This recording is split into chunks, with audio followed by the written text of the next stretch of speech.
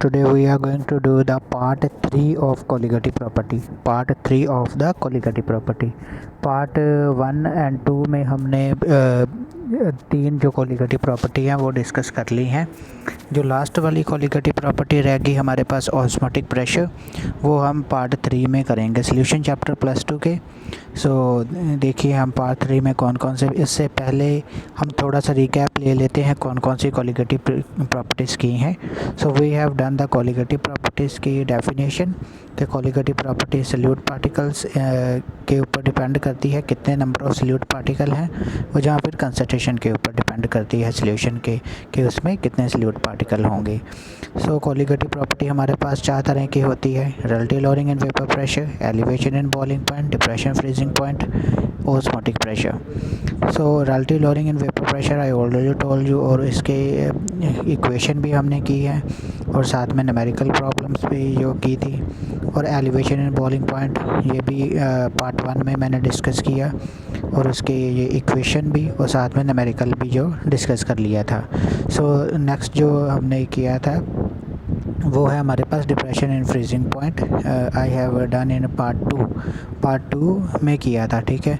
तो उसके साथ रिलेटेड जो इक्वेशन है और सारे के सारे जो कांस्टेंट हैं, जैसे मोलर डिप्रेशन कांस्टेंट हो गया, मोलर एलिवेशन कांस्टेंट हो गए, तो ये मैंने पहली 2 वीडियोस में डिस्कस किए हैं जो colligative के पार्ट 1 एंड पार्ट 2 में, और उसके साथ रिलेटेड कैलकुलेशन और application depression and freezing point, then numerical problem also all done।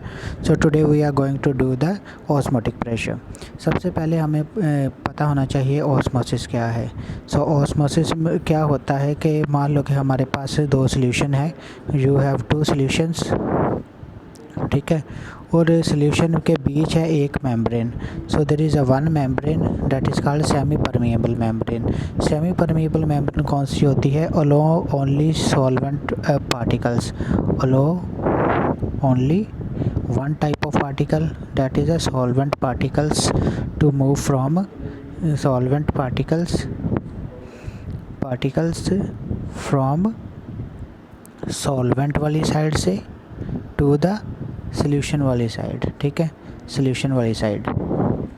Particle किधर से किधर को जाएंगे? From solvent to solution. ये है लो कंसंट्रेशन वाला एरिया होगा, ठीक है, और ये हाई कंसंट्रेशन वाला एरिया होगा। जिस सॉल्यूशन की कंसंट्रेशन हाई होगी मॉलिक्यूल उस तरफ मूवमेंट करेंगे, किस तरफ से? जिधर कंसंट्रेशन लो होगी, जहाँ फिर अकेले सॉल्वेंट ही, अगर अकेले सॉल्वेंट है, प्योर सॉल्वेंट की बात करें तो सॉल्वेंट मॉलिक्यूल सॉल्यूशन साइड जाएंगे। तो दिस इज़ अ मेम्ब्रेन। ये मेम्ब्रेन क्या करती है? Only allow the some solvent particles but not to the solute particles go from the solution side to the solvent side. अकेले सॉल्वेंट ही solution की तरफ आ रही हैं, लेकिन सॉल्यूशन में से solute particles are not going to the solvent side, ठीक है स्टूडेंट्स। ये होती है हमारे पास सेमी परमिएबल मेम्ब्रेन। तो ऑस्मोसिस क्या है? Molecules move from the lower concentration to the higher concentration, ठीक है। लेकिन हमने क्या करना है कि हमारे पास जो है ऑस्मोटिक प्रेशर क्या है। ऑस्मोसिस जो है हमारे पास जो होती है, ये हमारे पास colligative प्रॉपर्टी नहीं है। This is not a colligative property, ठीक है। हमारे पास कौन सी colligative प्रॉपर्टी है? ऑस्मोटिक प्रेशर को हम सिंबल कौन सा? पाई सिंबल के साथ यूज़ करते हैं। This is a colligative property है ये हमारे पास। colligative प्रॉपर्टी हमारे पास क्या है? ऑस्मोटिक प्रेशर, जिसका सिंबल पाई है, लेकिन ऑस्मोसिस हमारे पास colligative प्रॉपर्टी नहीं होगी, ठीक है स्टूडेंट्स। सेमी परमिएबल मेम्ब्रेन में अब हमारे पास क्या है कि एक कोई सॉल्यूशन का चैम्बर है पूरे का पूरा, ठीक है। उस सॉल्यूशन के चैम्बर में हमारे पास क्या है? एक सॉल्वेंट वाली साइड आ गई हमारे पास, सो सॉल्वेंट वाली साइड आ गई, ठीक है। एक सॉल्यूशन वाली साइड है, और जो बीच में जो दिखाया गया है दिस इज़ हमारे पास semi permeable membrane SPM। So अब particles can move from the solvent side to the solution side, ठीक है, due to the osmosis. But लेकिन हमने क्या करना है, हमने सॉल्यूशन वाली साइड प्रेशर डालना है, we have to give the pressure. So ऐसा प्रेशर डालना है ताकि जो सॉल्वेंट मॉलिक्यूल इधर से इधर को आ रहे हैं वो उनको क्या किया जा सके, उनको स्टॉप किया जा सके, ताकि वो सॉल्वेंट मॉलिक्यूल इधर ना आ सके। सो जो प्रेशर हमने इस साइड अप्लाई किया, यहाँ अप्लाई किया है, सो ये वाला प्रेशर हमारे पास क्या होगा, पाई, दैट प्रेशर विल बी पाई। पाई क्या है, ऑस्मोटिक प्रेशर। सो हमारे पास ऑस्मोटिक प्रेशर है क्या, the pressure which must be applied to the solution side. किस साइड अप्लाई करना है, हमने सॉल्यूशन वाली साइड अप्लाई करना है, ताकि जो सॉल्वेंट मॉलिक्यूल हैं वो सॉल्वेंट वाली साइड से इधर वाली साइड से इधर को ना आ सके, ठीक है, वो सॉल्वेंट वाली साइड से सॉल्यूशन वाली साइड ना आ सके। तो हमने प्रेशर जो है वो सॉल्यूशन वाली साइड डालना है, ताकि मॉलिक्यूल की जो एंट्री है from solution side to the solvent side ना हो सके। सो जो प्रेशर हमें चाहिए इस सॉल्वेंट मॉलिक्यूल को रोकने के लिए through the semi permeable membrane is called osmotic pressure. So that pressure is called osmotic pressure. तो ये हमारे पास ऑस्मोटिक प्रेशर हो गया, ठीक है। सो नेक्स्ट स्टूडेंट देख लें कि ऑस्मोटिक प्रेशर जो है वो पाई किसके इक्वल है। Osmotic pressure is equal to the pi is equal to CRT। So किसके ऊपर डिपेंड कर रहा है osmotic pressure, osmotic pressure depend upon the concentration. So pi हमारे पास जो है वो क्या है, सो पाई इज़ हमारे पास ऑस्मोटिक प्रेशर है, और C is the concentration of solution है, R is the gas constant and T is the temperature. So this is the concentration of solution, R is the gas constant, ठीक है। Gas constant इसकी value क्या होती है, ये आपने +1 में पढ़ा है, इसकी value depend upon the units, ठीक है। सो इसकी वैल्यू 0.083 भी हो सकती है, ठीक है। सो 8 पॉइंट समथिंग भी आ जाती है इसकी वैल्यू से, depend upon the units. So T is the temperature of the solution, T क्या है हमारे पास, temperature of the solution, and pi क्या है, osmotic pressure. So osmotic pressure जो है वो किसके ऊपर डिपेंड कर रहा है, सो अगर हमारे पास R एंड T दोनों कांस्टेंट हो, अगर हमारे पास R is the already gas constant and T is the temperature अगर हमने कांस्टेंट रखा है, जब टेम्परेचर कांस्टेंट रखेंगे तो pi directly proportional to the C, मतलब कि जितनी ज़्यादा कंसंट्रेशन होगी उतनी ऑस्मोटिक प्रेशर ज़्यादा होगा। अब मैंने पहले ही आपको बताया था, मोर is the concentration, more the number of the solute particle, more will be the value of the colligative property. So pi osmotic pressure भी हमारे पास कोलिगेटिव प्रॉपर्टी है, इसलिए ये कंसंट्रेशन के ऊपर भी डिपेंड कर गया। सो अगर मैं आपको कंसंट्रेशन के हिसाब से बताऊं तो हमारे पास पाई जो होता है, पाई इज़ इक्वल टू CRT, ठीक है। तो ये C क्या है, कंसंट्रेशन क्या होता है, N/V। N क्या है हमारे पास, number of moles present in the per litre of solution. So पर कोई भी वॉल्यूम होगा हमारे पास सॉल्यूशन का, उसमें V is the volume here. So fill the value, ये C is equal to N/V, so pi is equal to N/V RT। So this equation can be use to find the, अगर आपके पास number of moles नहीं दिए गए तो you can write the number of moles. So number of moles जो N की value आपको पता है क्या होती है, W2 एंड M2, ठीक है। कुछ एक बुक में N को क्या लिखा गया है, WB एंड MB, ठीक है। सो WB क्या है, ग्राम में हमें वेट दिया होता है, सॉल्यूट का weight, solute weight in gram, solute weight in grams. So MB क्या है, molar mass of solute. So देखो हमारी इक्वेशन में molar mass of solute, so N की value you can fill here and value of N. So after filling the value of N, what the equation becomes, let's see, जब हम pi is equal to n by V था R T. अब इसकी value fill किया हमने n is equal to W2। चलो मैं W2 ही ले लेता हूँ, चाहे आप WB भी ले सकते हैं, ठीक है। यहाँ M2 मैंने लिखा है, आप MB भी लिख सकते हैं। So pi is equal to W2 M2, M क्या है, molar mass of the, so VRT। So if you want to find the M2 भी हमारे पास फाइंड आउट किया जा सकता है, ठीक है। सो M2 क्या है, molar mass of the salute.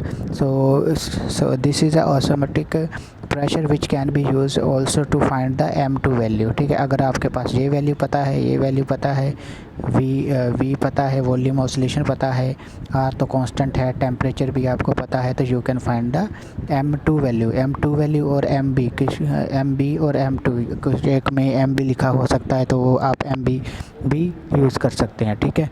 तो दोनों का मतलब चाहे M2 हो चाहे MB हो, दोनों का मतलब क्या है, molar mass of the salute particle. Okay students, so next हम देख लेते हैं कि मैंने आपको बताया कि ये कोलिगेटिव प्रॉपर्टी है। सो ये आपके पास इक्वेशन है, I have already given your description of this video of this pi V is equal to NRT। So मैंने अभी बताया कि MB भी फाइंड आउट कर सकते हैं। MB कैसे, WB RT V पाई, ठीक है। WB RT divided by V is the volume of the solution, pi is the osmotic pressure and MB is equal to this full equation, ठीक है। So MB is equal to WB RT divided by V pi। So ये है हमारे पास osmotic pressure की equation. Okay students, so next देख लेते हैं हमारे पास कि क्या कंडीशन होनी चाहिए कि मोलर मास हमारे पास एक्यूरेट आए। सो एक्यूरेट लाने के लिए मोलर मास क्या करना चाहिए कि तो एक सल्यूट तो हमारे पास नॉन वोलेटाइल होना चाहिए। इस कंडीशन में जो सल्यूट यूज़ किया जा रहा है, जिस सॉल्यूशन में जो सल्यूट होगा वो नॉन वोलेटाइल होना चाहिए। दूसरा सल्यूशन ज़रूर ही हमारे पास डिल्यूट होना चाहिए, मतलब कि सल्यूशन की कंसंट्रेशन ज़्यादा नहीं होनी चाहिए, ये तो 5% से ऊपर नहीं होनी चाहिए, ठीक है। तो solute should not be undergo dissociation और एसोसिएशन। डिसोसिएशन का मतलब है कि सल्यूट पार्टिकल को, जैसे HCl है, HCl जो है टूट के H positive ion and Cl negative ion जो नहीं बनाना चाहिए, ये नहीं होना चाहिए। This process is called dissociation. और एसोसिएशन क्या है हमारे पास कि दो मॉलिक्यूल्स आपस में जुड़ गए, चाहे उनमें हाइड्रोजन बॉन्डिंग है, चाहे फॉर एग्जांपल मैं आपके पास HF है, जैसे HF है, तो HF करूँगा तो इसके बीच में ये हाइड्रोजन बॉन्डिंग आ जाएगी, ठीक है। तो ये हाइड्रोजन बॉन्डिंग भी ऐसी तरीके से कोई इंटरेक्शन नहीं होनी चाहिए। सो फिर क्या हो जाएगा, एसोसिएशन हो जाएगी, एक मॉलिक्यूल दूसरे मॉलिक्यूल के साथ जुड़ जाएगा। सो ऐसा नहीं होना चाहिए, ठीक है, to get the accurate value of the molar mass by the osmotic pressure. और नेक्स्ट हम देख लेते हैं कि हमारे पास इसके एक एग्जांपल, ठीक है। तो ये कैसे molar mass of the salute find out करने के लिए यूज़ किया जाता है ऑस्मोटिक प्रेशर। सो सबसे पहले आप देख लें कि हमारे पास 200 क्यूबिक सेंटीमीटर हमारे पास क्या है, 200 क्यूबिक सेंटीमीटर एक्वस सॉल्यूशन है। एक्वस सॉल्यूशन मतलब कि water, aqueous solution of protein जो है किस में प्रेजेंट है, वाटर में प्रेजेंट है।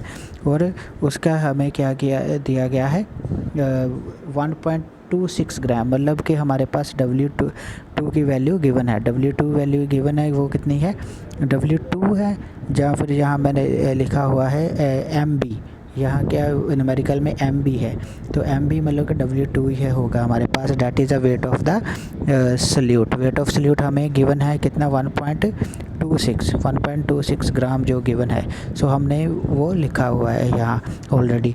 तो हमारे पास वॉल्यूम कितना है, 200 क्यूबिक सेंटीमीटर। 200 क्यूबिक सेंटीमीटर को अगर हम लीटर में कन्वर्ट करना चाहते हैं तो इसको 1000 के साथ डिवाइड करेंगे। मान लो कि 200 जो है इसको 1000 के साथ डिवाइड करेंगे।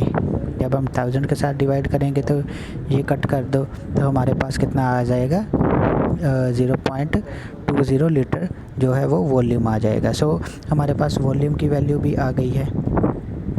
सो नेक्स्ट देख लेते हैं, हमारे पास R is given, R is given, क्योंकि आर की वैल्यू हम कौन सी यूज़ करें हैं, litre bar per kelvin per mole. This is a value of R is given, R is the gas constant.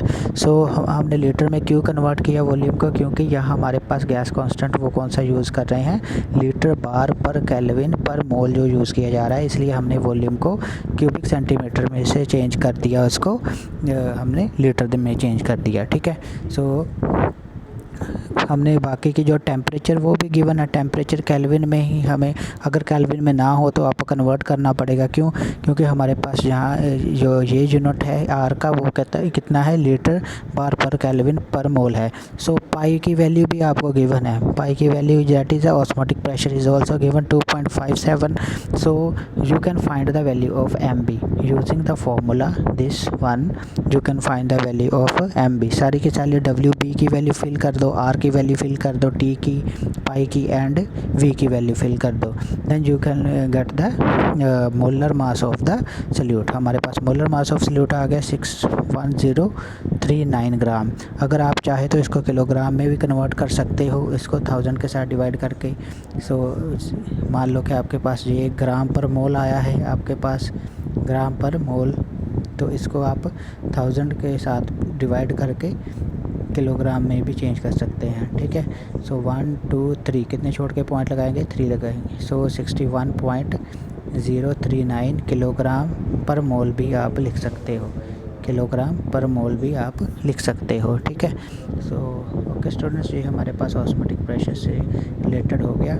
सो हमारा कंक्लूज़न क्या है कि हमने चारों की चारों कोलिगेटिव प्रॉपर्टी डिस्कस कर ली है। Part 1 colligative property, part 2, part 3, ये तीनों का मैंने कंक्लूज़न निकाल के यही लिखा है कि ऑस्मोटिक प्रेशर वो नंबर ऑफ सॉल्यूट पार्टिकल के ऊपर डिपेंड करते हैं। जितनी ज़्यादा कोलिगेटिव प्रॉपर्टीज़, मतलब कि जितनी ज़्यादा चारों की चारों वैल्यूज़ में से कोई एक, चारों के चारों जो कोलिगेटिव प्रॉपर्टी होती हैं उनमें से कोई भी होगी, चाहे वो हाई कब होगी, जब नंबर ऑफ सॉल्यूट पार्टिकल्स या कंसंट्रेशन ज़्यादा होगी, किसी का मोल फ्रैक्शन ज़्यादा होगा, या ऑस्मोटिक प्रेशर तब ज़्यादा होगा जब उसमें कंसंट्रेशन की सॉल्यूशन जिसकी ज़्यादा होगी।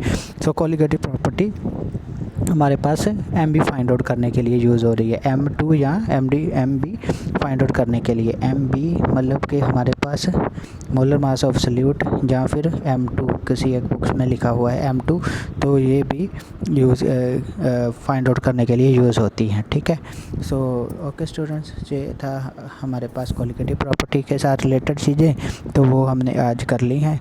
So thank you very much for watching the video, keep watching my channel for further videos.